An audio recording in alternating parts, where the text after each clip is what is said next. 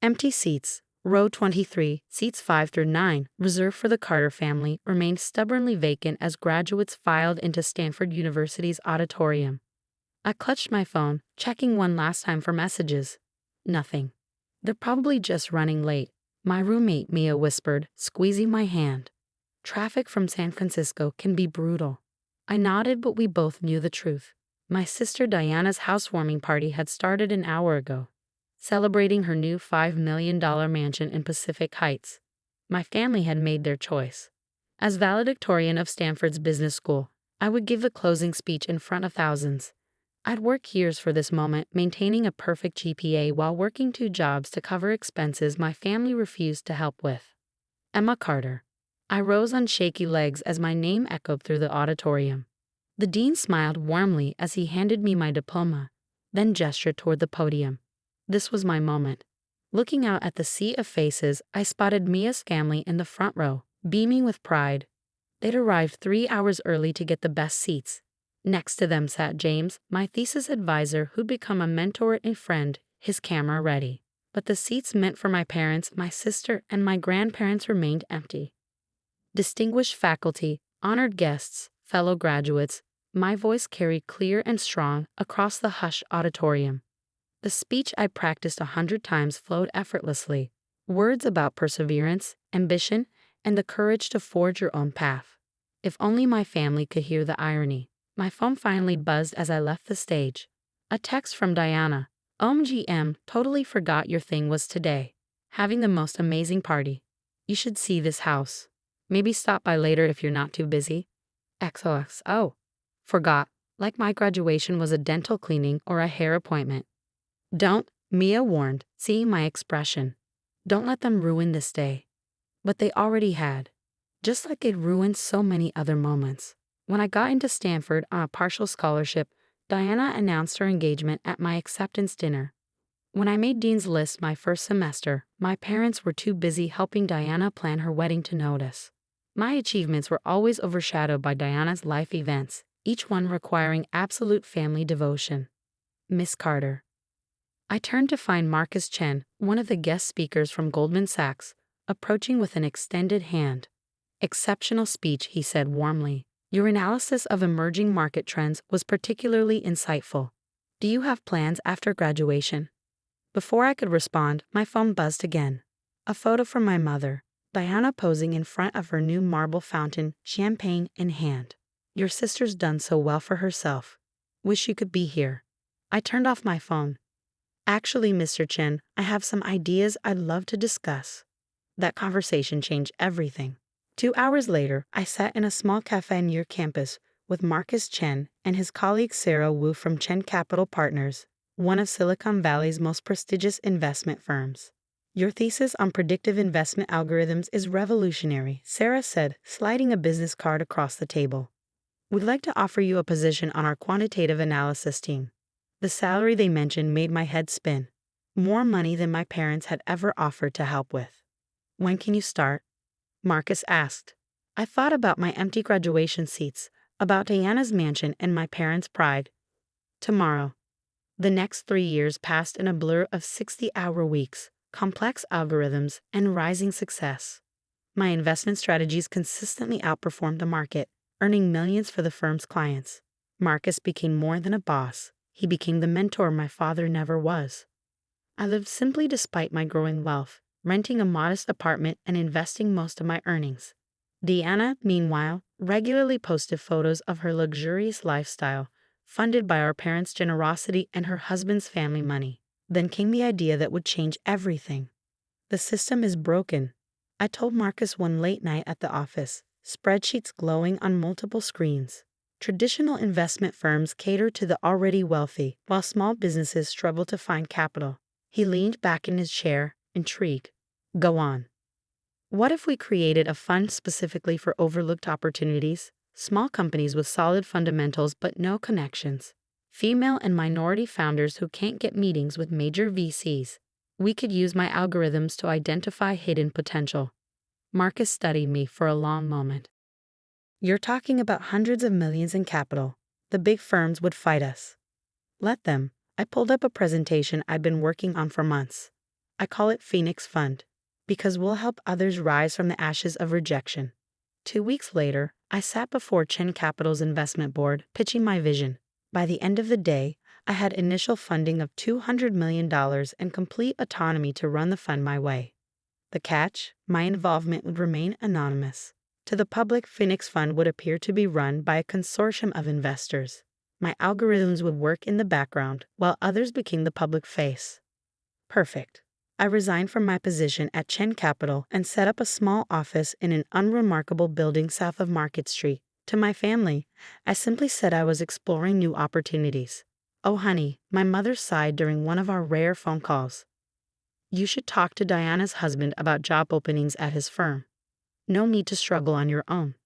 I hung up without responding. Phoenix Fund's first year exceeded all expectations. My algorithms identified dozens of promising companies that traditional firms had overlooked. We invested in a female-founded biotech startup that developed a breakthrough cancer treatment. We backed a sustainable energy company run by immigrant engineers that revolutionized solar storage. By the end of year 2, Phoenix Fund had grown to $1.2 billion. My personal net worth, hidden behind layers of shell companies and trusts, approached 9 figures.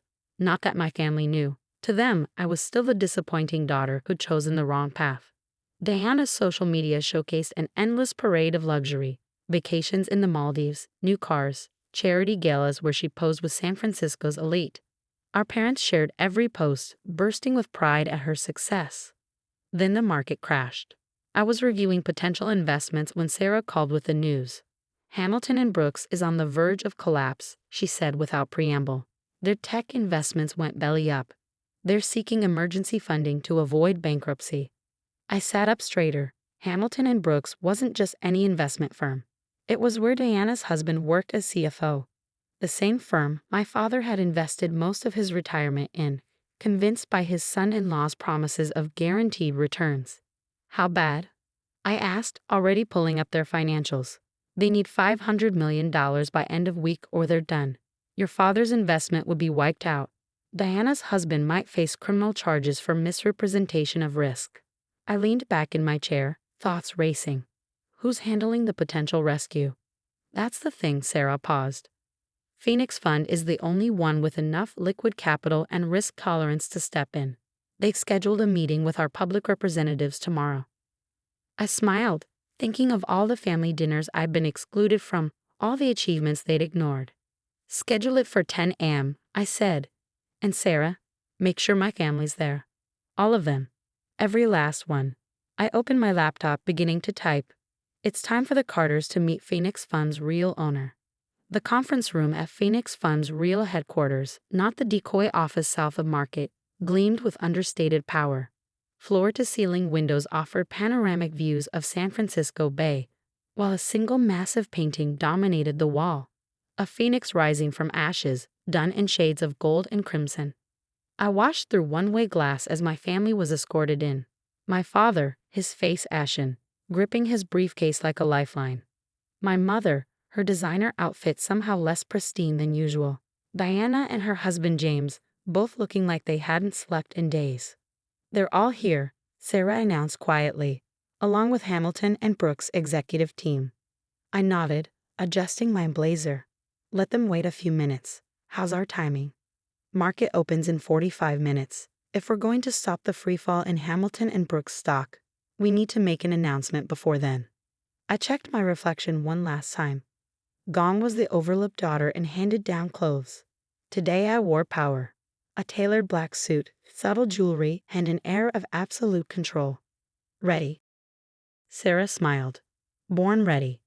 Give them hell, boss. I entered through the side door, my heels clicking against marble floors. The room fell silent. Good morning, I said calmly, taking my place at the head of the table. I'm Emma Carter, founder and CEO of Phoenix Fund. The color drained from Diana's face. James' mouth opened and closed wordlessly. My father gripped the edge of the table. This is impossible, he finally managed. Emma, my mother's voice quavered. You work here? Not exactly. I opened my laptop, connecting it to the room's display system. I own Phoenix Fund. All of it. Financial statements appeared on the screens lining the walls. Phoenix Funds Holdings, its growth trajectory, its current valuation of $2.8 billion.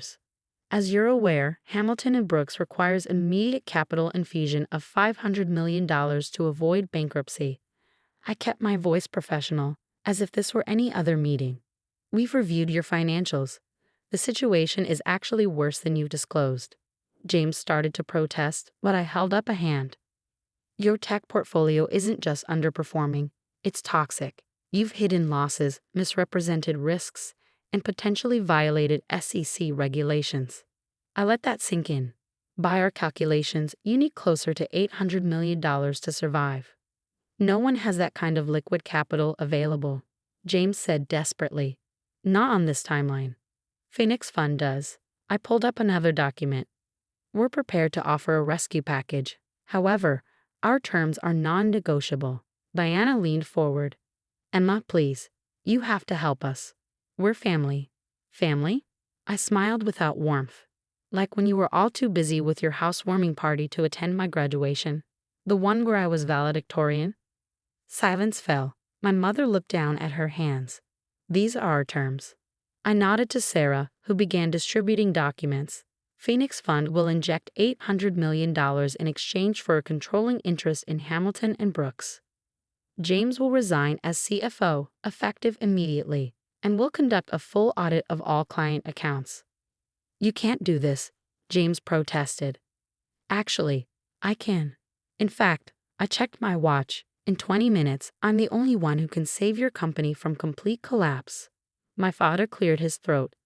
Emma, be reasonable. We can discuss this as a family. This isn't a family matter, I cut him off. This is business. Something you taught me, remember?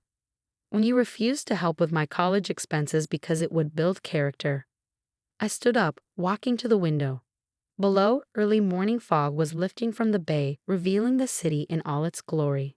You have 15 minutes to decide. After that, I release a statement declining to invest, and Hamilton and Brooks faces bankruptcy. Your choice. Diana burst into tears. Daddy, do something.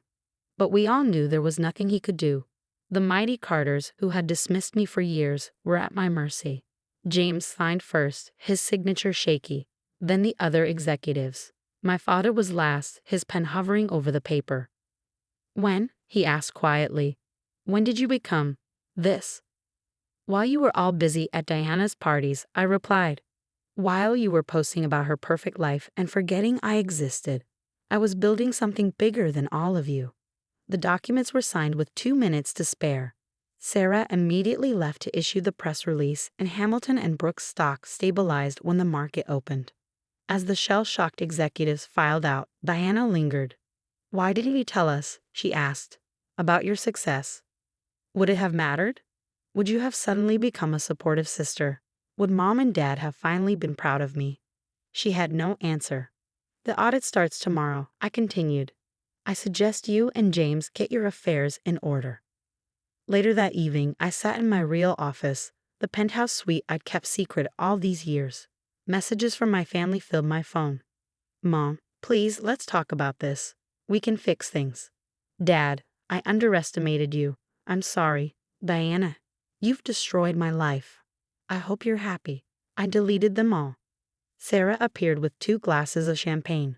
To the new majority owner of Hamilton and Brooks, she toasted, and to the look on their faces when they realized who you were. I smiled, but it was bittersweet. You know what the worst part is? Even now, they don't understand. They think this was about revenge. Wasn't it? No. I walked to the window, watching the sunset over the city. This was about proving that success doesn't come from family connections or fancy parties. It comes from hard work, from believing in yourself when no one else does. My phone buzzed again. A message from Marcus Chen. Just heard the news. Proud of you, kid. You've outgrown the mentor. That meant more than any family approval ever could. Over the next year, Phoenix Fund's audit of Hamilton and Brooks revealed the full extent of James' mismanagement.